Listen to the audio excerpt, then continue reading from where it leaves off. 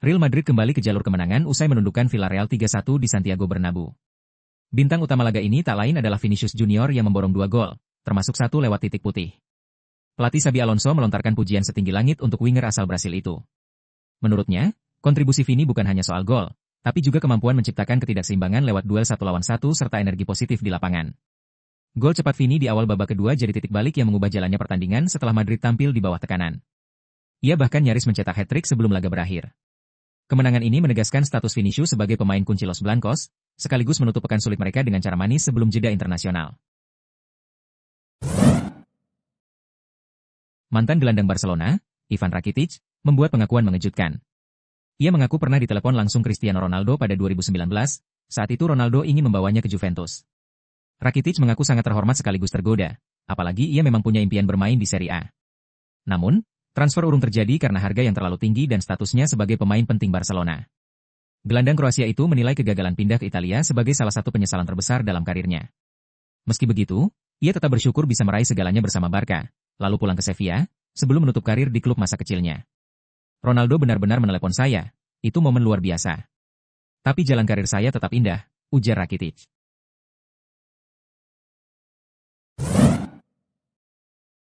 Legenda Manchester United, Gary Neville, dibuat terkesima oleh aksi Alexander Isak dalam laga Liverpool kontra Chelsea yang berakhir 1-2 di Stamford Bridge.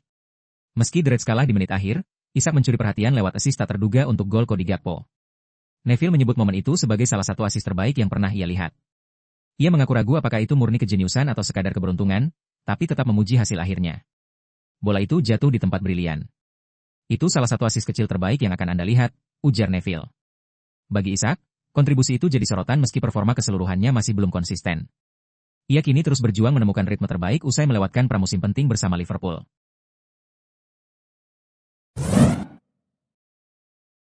Liverpool kembali menelan kekalahan usai dipukul Chelsea 1-2 di Stamford Bridge.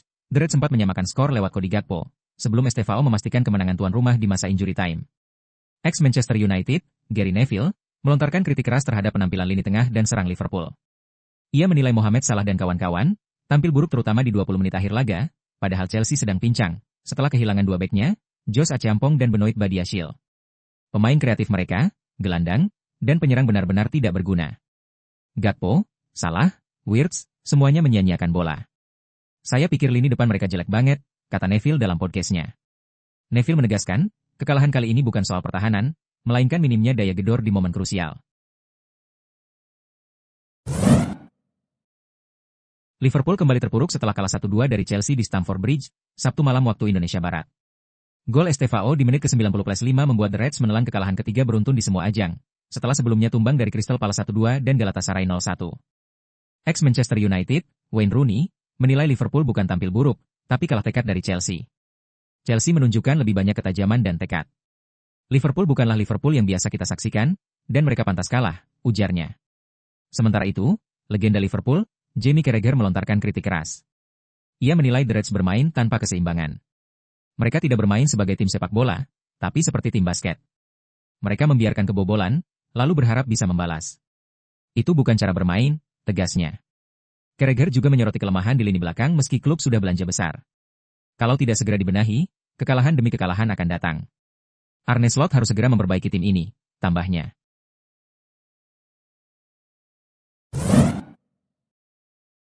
Manchester United meraih kemenangan penting 2-0 atas Sunderland di Old Trafford. Gol Mason Mount dan Benjamin Sesko memberi setan merah kemenangan ketiga di Premier League musim ini. Mount menegaskan seluruh pemain mendukung penuh manajer Ruben Amorim yang tengah disorot.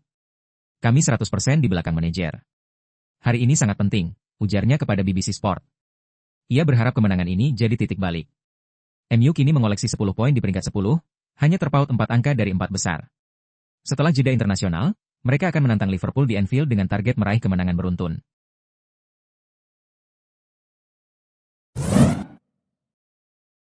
Altay Bayindir memperlihatkan sikap luar biasa meski posisinya sebagai kiper utama Manchester United digantikan Senne Lammens. Usai kemenangan 2-0 atas Sunderland di Old Trafford, Bayindir terlihat memeluk Lammens di lapangan. Meski sudah 6 kali jadi starter musim ini, kiper asal Turki itu tetap mendukung rekan setimnya.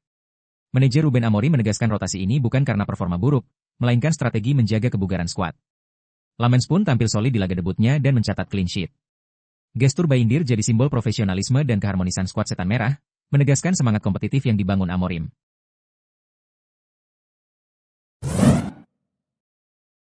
Barcelona dilaporkan memimpin perburuan tanda tangan bek Bayern Munich, Dayot Upamecano. Kontrak pemain Prancis itu berakhir pada Juni 2026, membuat opsi prakontrak jadi peluang menarik bagi klub peminat. Selain Barca, Real Madrid dan Liverpool juga dikabarkan mengawasi situasi Upamecano.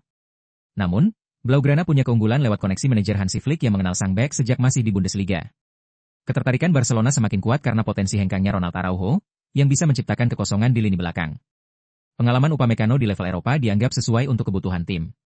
Jika sukses mendaratkannya, Barca bisa mendapat salah satu bek top benua tanpa biaya transfer besar, sekaligus mengalahkan para rivalnya di bursa transfer.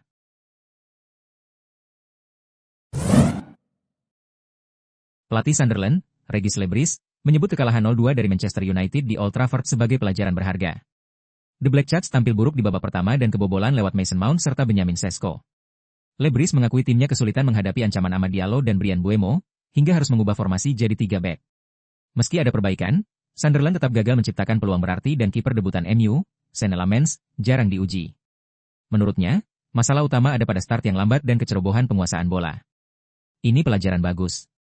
Jika tidak memulai dengan benar, kami rapuh, tegas Lebris. Laga juga diwarnai kontroversi soal penalti yang dianulir VAR, namun Lebris menolak menyalahkan wasit. Ia menekankan, kekalahan datang karena timnya tidak bermain di level terbaik.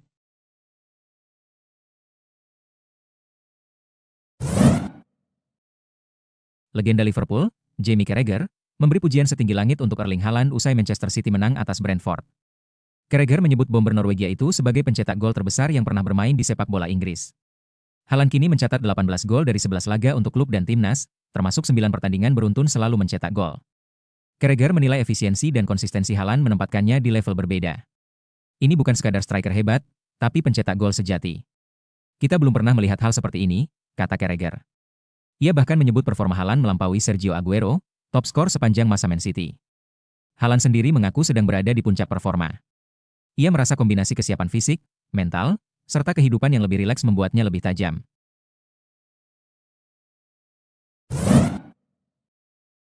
Laga akbar Juventus kontra AC Milan di Allianz Stadium, Senin dini hari, berakhir 0-0. Hasil ini memperpanjang tren tumpul Juventus di bawah Igor Tudor, meski sang pelatih asal Kroasia tetap menanggapi dengan kepala dingin. Tudor menilai hasil imbang adalah skor yang adil karena kedua tim sama-sama menciptakan peluang berbahaya. Ia juga menjelaskan keputusan menarik keluar Kenan Yildiz dan Francisco Conceição di saat tim butuh gol, dengan alasan faktor kelelahan dan padatnya jadwal. Meski rentetan hasil imbang terus berlanjut, Tudor menegaskan Juventus tetap berada di jalur yang benar. Ia menyebut masalah hanya pada penyelesaian akhir, dan meminta skuadnya tetap fokus bekerja keras.